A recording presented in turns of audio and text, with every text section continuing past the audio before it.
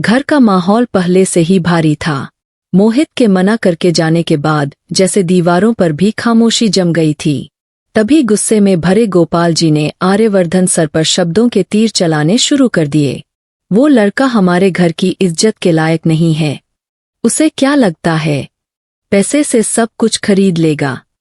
उनकी आवाज में सिर्फ गुस्सा नहीं था, बल्कि एक पिता का डर भी था, कहीं उनकी बेटी उनसे दूर न हो जाए। आर्यवर्धन सर ने सब कुछ सुना, बिना जवाब दिए। उनकी आंखों में चोट थी, लेकिन आत्मसम्मान उससे भी बड़ा। वो चुपचाप वहां से निकल गए। पर कहानी यहीं खत्म नहीं हुई। गोपाल जी रुकने वाले कहाँ थे? वो बार बार आर्य को कोसते रहे। तभी पुष्पा रानी ने पहली बार अपने पति के सामने आवाज बुलंद की। इतने भी बुरे नहीं हैं वो, जितना आप उन्हें बना रहे हैं। गोपाल जी चौंक गए। तुम भी अब उसी के पक्ष में बोलोगी? पुष्पा रानी ने गहरी सांस ली और वो सच सामने रख दिया, जिसने पूरे घर की नींव हिला दी। मंदिर नहीं, भागने का प्लान था। आपको पता भी है, अनु कल मंदिर नहीं गई थी। वो आर्य सर से मिलने गई थी। दोनों ने भागने का प्लान बनाया था। ये सुनकर गोपाल जी के पैरों तले जमीन खिसक गई, लेकिन वो दोनों वापस आ गए। क्यों? क्योंकि उन्होंने कहा, हम आपके खिलाफ जाकर कुछ नहीं करेंगे, सिर्फ आपके लिए। कमरे में सन्नाटा छा गया। गोपाल जी के चेहरे पर पहली बार सोच की लकीरें उभरीं। क्या सच में आर्य गलत नहीं है? लेकिन अगले ही पल उनका अहंकार बोल उठा, जो भी हो जाए, मैं इस रिश्ते के लिए कभी नहीं मानूंगा, कभी नहीं। एक मां की हुंकार। अब तक शांत रहने वाली पुष्पा रानी ने आज साफ साफ कह दिया, अगर भगवान उन्हें मिलाना चाहेगा तो कोई अलग नहीं कर पाएगा, और मैं अपनी बेटी के साथ हूं। अगर उसकी खुशियों के लिए मुझे आपसे भी लड़ना पड़े, तो मैं लड़ूंगी। ये शब्द किसी तूफान से कम नहीं थे। गोपाल जी भड़क उठे। तुम मेरे खिलाफ जाओगी? हाँ, जाऊंगी, क्योंकि मैं एक बेटी की मां हूं। इस वक्त उसे मेरी जरूरत है। ये वो पल था जहां एक पत्नी नहीं, बल्कि एक मां खड़ी थी, और उसकी प्राथमिकता सिर्फ उसकी बेटी की मुस्कान थी।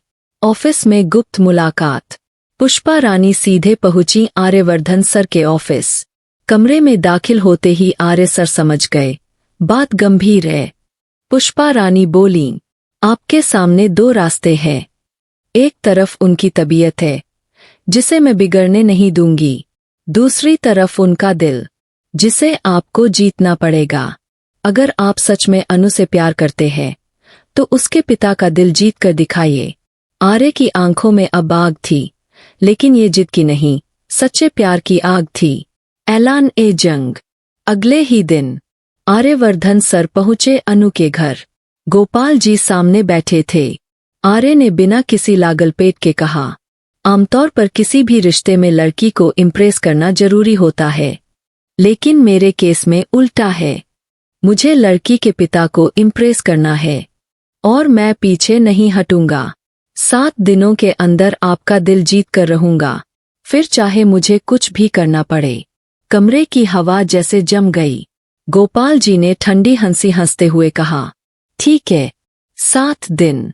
अगर तुम मेरा दिल जीत पाए, तो मैं खुद अपनी बेटी का हाथ तुम्हारे हाथ में रखूंगा। लेकिन अगर नहीं जीत पाए, तो हमेशा के लिए मेरी बेटी की जिंदगी से दूर हो जाओगे। ये सिर्फ एक शर्त नहीं थी, ये प्यार की अग्नि परीक्षा थी।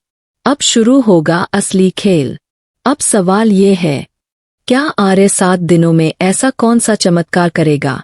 क्या वो सिर्फ अच्छे शब्दों से गोपाल जी को मना पाएगा, या कोई ऐसा कदम उठाएगा जो सबको चौंका देगा? क्या गोपाल जी का गुस्सा पिघलेगा, या उनका अहंकार जीत जाएगा? और सबसे बड़ा सवाल, क्या अनु इस पूरे संघर्ष में टूट जाएगी? आने वाले एपिसोड में हो सकता है आर्य किसी मुश्किल वक्त में गोपाल जी की जान बचाए, या फिर उनके बिजनेस इज्जत से जुड़ी कोई बड़ी समस्या हल कर दे, या शायद वो खुद को साबित करने के लिए अपनी सबसे बड़ी कुर्बानी दे दे।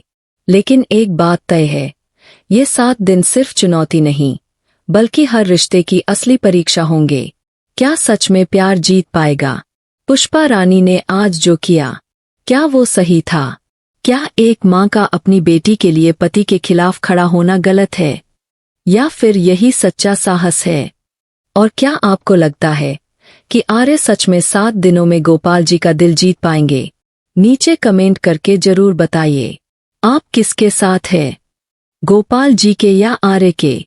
कहानी अब अपने सबसे रोमांचक मोड़ पर है, जहां हर दिन एक नई साजिश, एक नया इमोशन और एक नया सस्पेंस लेकर आएगा।